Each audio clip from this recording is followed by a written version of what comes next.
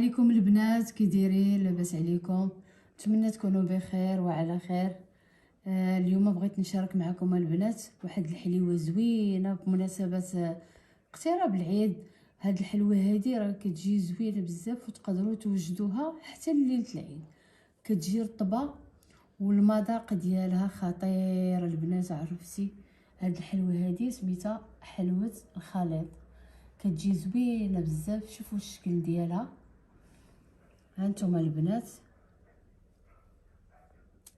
شوف باقا كاع ما قطعتها وتقطعات. عرفتي هشيشه البنات بزاف، والمذاق ما نقولش لكم عليه. الا بغيتوا تعرفوا المكونات ديال هاد الحليوه هادي والطريقه كيفاش وجدتها، بقاو معايا حتى الاخر ديال الفيديو، وكنتمنى لكم فرجه ممتعه. دابا باش نوجدوا هاد الحليوه هادي غادي نقول لكم المكونات ديال حلوه الخليط. علاش سماوها حلوه الخليط؟ لان فيها خليط من هاد المكسرات، يعني فيها كاس، عندنا كاس ديال اللوز اللي مهرمش بحال هكا، يعني ما كطحنوش تتنيلوه، ما كتحمروا ما والو. وعندنا كاس ديال هذا كاوكاو محمر ومطحون حتى هو ما كطحنوش حتى الاخر. وعندنا كاس يكون عامر ديال الزنجلان، كنحمروه غير شويه، كنحمروش حتى الاخر، كنطحنوه نصو ونصو كنخليوه بحال هكا بحال هكا. والمكون الاخر هو الزبيب، كنديروا 2 معالق ديال الزبيب اللي كنرطبوهم في الماء سخون وكنصفيهم وكنقطعوهم هكا طريفات صغيورين. غادي نحتاجو باش نجمعوا هذا الخليط، عندنا كاس ديال الزيت، وعندنا 4 كاس ديال الماء الزهر. هاد الماء الزهر هذا كنستعمل انا هاد النوع هذا، تقدروا تستعملوا اي نوع. وعندي هنايا 3 المعالق ديال السنيده، عندي 1 المعلقه ديال القرفه، عندي هنا خماره وفانيا، وغنحتاج 250 غرام ديال الزبده. انا كنستعمل في هذه الحلوه هذه الزبده ديال البواطه، اي بواطه يعني لا بريري ولا ليليا ولا اي نوع كديروها. وإلا بغيتو ديروا حتى الزبده ديال العبار ديال الماكله حتى هي زوينه ديروها. المهم كتاخذوا القياس رابعه. وعندي هنايا الطحين، عندي الفرص هنا خاص بالحلويات، اختاروا نوعيه زوينه، كاين بزاف ديال الانواع. المهم انا كندير الاتقان كيعجبني. المهم هنا عندي كيلو، ولكن ما غنديروش كله، غادي نوريكم في الاخر شحال خديت من هاد الدقيق. نمشيو دابا نشوفوا الطريقه. دابا غادي نديروا الزبده. اول حاجه كناخذوا الزبده تكون بحراره ديال المطبخ، يعني كتكون بحال هكا مطلوقه باش كتسهل علينا العمليه. غادي نحتاجو هنا 250 غرام.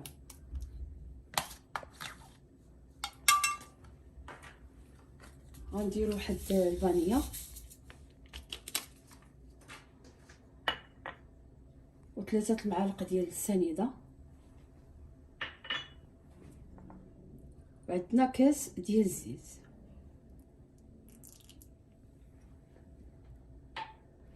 غنخدم هاد المكونات هادو مزيان حتى كنحصلوا على واحد البوماد.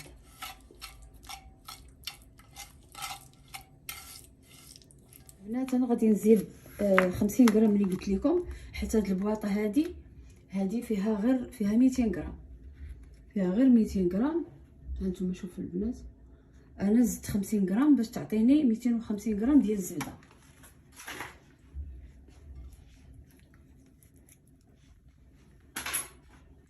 غادي نخلط هاد الخليط مزيان، كنخدموا هاد الزبده كنخدموها مزيان حتى كنحصلوا على واحد الكريمه.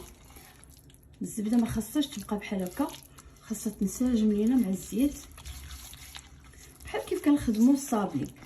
ضروري كتخدموا هاد الزبده مع هاد الزيت حتى كنحصلوا على واحد الكريمه خفيفه. غنخدموا هاد الزبده مع الزيت ضروري البنات. من هاد العمليه هادي كتخدموها حتى كتحصلوا على واحد الكريمه البنات بحال هكا، يعني ما كتبقاش بانها زبده كتولي بحال الكريم. دابا غادي نزيد غنزيد معلقه ديال القرفه، غنزيد هذيك الماء الزهر، وغادي نزيد دابا الخليط اللي عندنا ديال الزنجلان، اللوز والكاوكاو. الا بغيتو البنات ديروا كل شيء، ديروا غير الزنجلان حتى هي كتجي زوينه، الا بغيتو ديروا كل شيء كاوكاو حتى هي. ولكن هي هاد الحلوه سميتها حلوه الخليط، يعني كنديروا جميع المكسرات اللي عندكم حتى الكركاع كديروا شويه شويه، راه ماشي ضروري ديروا كاس عامر، تقدروا ديروا غير واحد الكميه شويه شويه اللي عندكم في الدار. غير دوك البقايا ديال السلول اللي كنتو درتوهم راه غادي ديروهم في هاد الحلوه هادي، يعني شويه شويه من الخليط. وغادي ندير هاد الزبيب البنات، الزبيب ضروري حتى كترطبوه في الماء سخون، وكتصفيو وكتعصروه مزيان من الماء وكتقطعوه ضروري. الا درتوه بحال هكاك صايب الحلوه كتجي تلصق في اللاطه وما كتجيش فيها كيتحرق، ما كيدخلش في المكونات، كيبقى هكاك صايب ما كيتعلقش مع الخليط. دابا غادي نجمع انا هاد المكونات مزيان حتى كينسجموا مع بعضياتهم.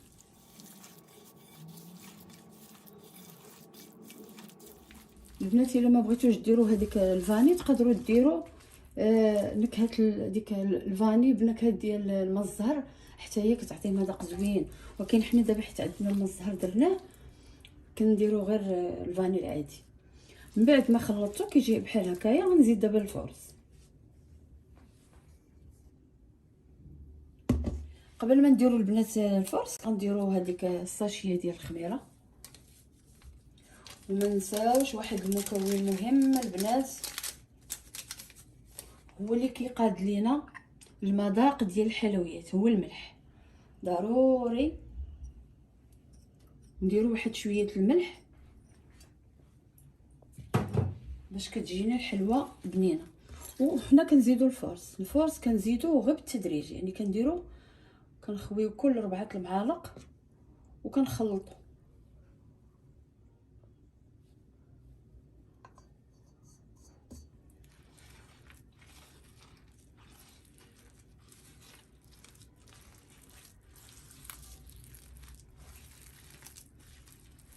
ما تخويوش الخليط دفعه واحده، غتخويو الخليط على دفعات حتى كتجمع لينا العجينه خاصها تجي ما تجيش قاصحه، لان الا خليتو العجينه قاصحه حتى الحلوه غتجيكم قاصحه.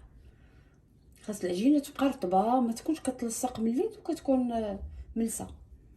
صافي انا غادي نبقى نزيد بشويه بشويه حتى نحصل على العجينه اللي بغيت.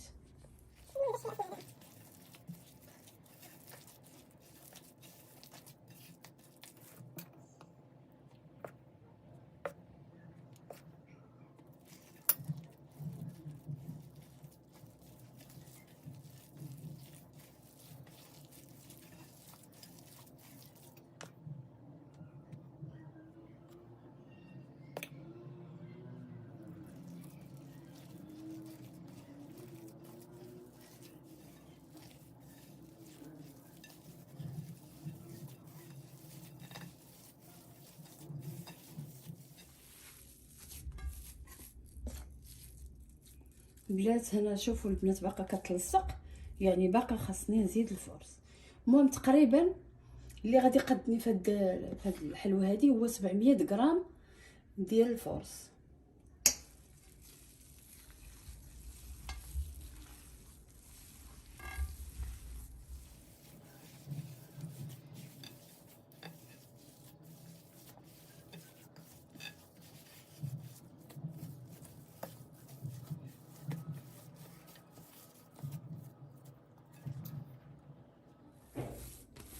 من بعد كنحصلوا على هاد القوام هذه ديال العجينه البنات، كتكون العجينه بحال هكا. نتوما شوفوا ما كتلصقش، وكتقدري تشكليها دويرات كويرات، يعني على خاطرك ما كتلصقش، كتكون رطبه وباش الحلوه حتى هي كتجي زوينه وكتجي رطبه. دابا غادي ناخذوا البنات. نسيت ما قلتش لكم الطحين اللي قدني انا 700 غرام. دابا على حسب الطحين يقدر يقدكم 400 800 غرام، من 700 غرام حتى 800 غرام. هذا هو الماكسيموم ديال هاد القياس ديال هاد الحلوه. ما تزيدوش كتر، الا زدتو كتر راه غتجيكم قاصحه. المهم اللي بقى لي انا هو هادشي، بقات لي 300 غرام ديال الفورص. دابا غادي نجيبو المرشم وغادي نوجد اللاطات باش غادي نكور هاد الحلوه هادي. انا غادي نستعمل هاد المرشم هذا، تقدروا تستعملوا نتوما اي مرشم كيف ما كان. تقدروا تستعملوا داك المرشم ديال الشهده، كاينين بزاف ديال الانواع كيتباعوا. هذا ب5 دراهم كيدير. غادي ناخذ العجينه من غير كويرات متوسطين البنات، يعني تقريبا الى عندكم الميزان عبروا 16 غرام حتى 17، حيت مع فيها خماره وحده. يلا مع الفران.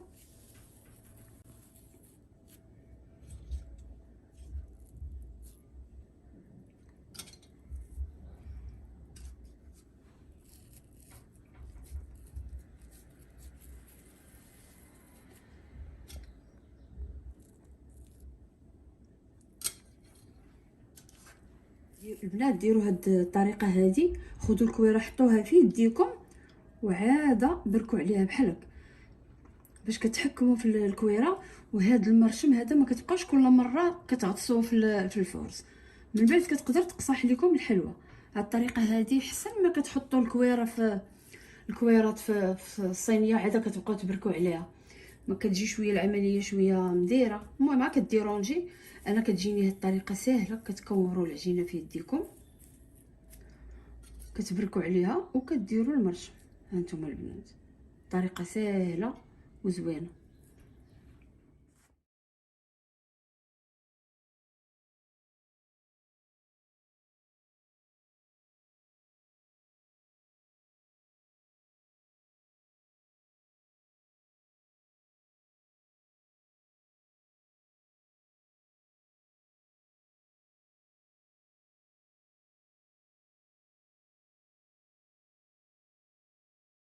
صافي انا راه قداتني هاد القياس، قدتني في هاد 2 لاطات البنات. عرفتي ريحه هاد الحلوه زوينه بزاف، فيها هذاك الريحه ديال القرفه واللوز والكاوكاو وديك الريحه زوينه، وهذاك الجنجلان حتى هو كيعطيها واحد المذاق زوين.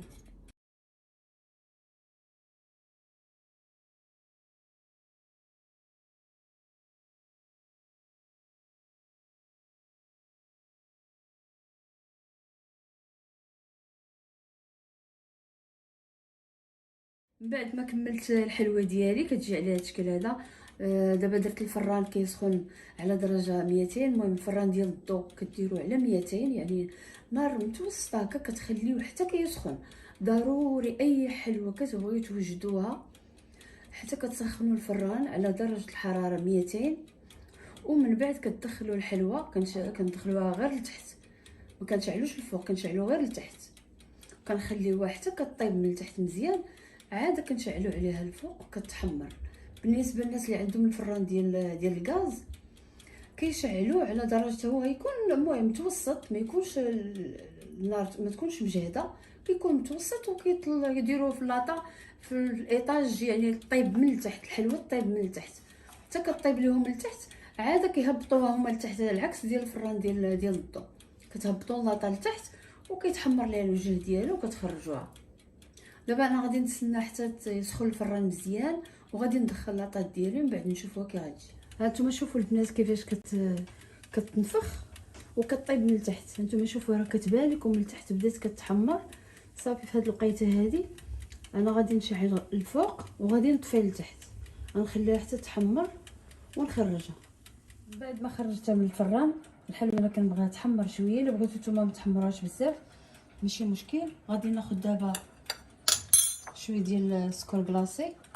الا بغيتو تشدوا وحده وتفندوها فيه تفندوا، ولكن انا كندير هاد الطريقه هذه كتعجبني من الاحسن.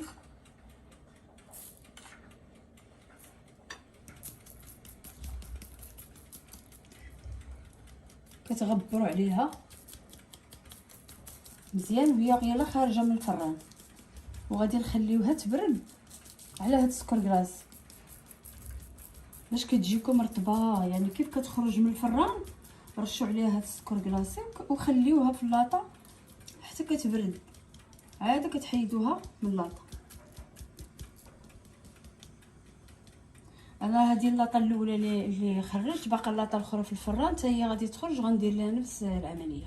بلاتي صافي من بعد ما خرجت اللاطه الثانيه البنات راه دغيا كطيب هاد الحلوه. يعني الوقيته اللي كديروها نتوما في الفران خاصكم تبقاو تحضيو وتشعلوا لها غير لتحت البنات كي قلت لكم حتى كتحمر من التحت، وعاد كتشعلوا كتطفيو عليها لتحت وكتشعلوا عليها الفوق.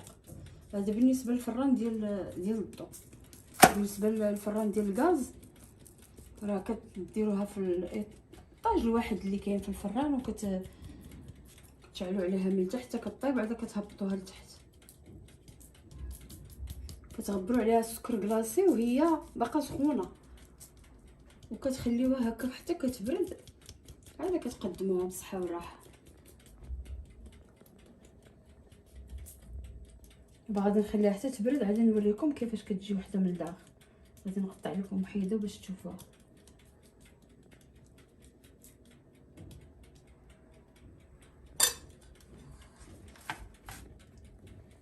هانتوما شوفوا البنات، شوفوا هذه راه باقا سخونه البنات، ولكن مع ذلك غنهزها. شوفوا هذا الشكل هذا راه من بعد ملي غادي تبرد غادي ديروا بحال هكا، نديروا لها هك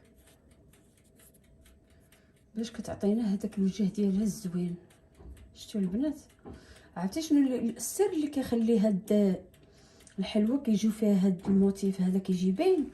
هو العجينه كتخليوها ما كتكون قاصحه ما كتكون جاريه، يعني خصها تكون بين وبين باش كتعطيكم هاد الشكل.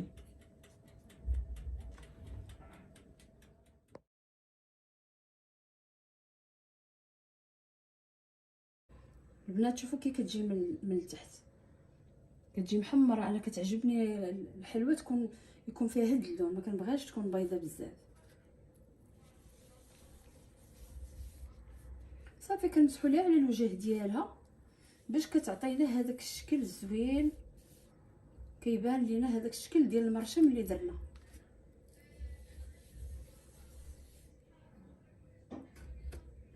انا غادي نكمل بنفس الطريقه، نكمل الحليوه ديالي كامله نمسح عليها هاد السكر كلاصي. البنات هاد السكر كلاصي راه سبيسيال، هذاك السكر كلاصي سبيسيال هو اللي كيعطيكم زوين. ولكن الا استعملتوا السكر كلاصي الاخر ماشي مشكل، غير هذا في كاليتي زوينه كيلصق على الحلوه وكيعطيها واحد المذاق زوين، ما كيكونش حلو بزاف.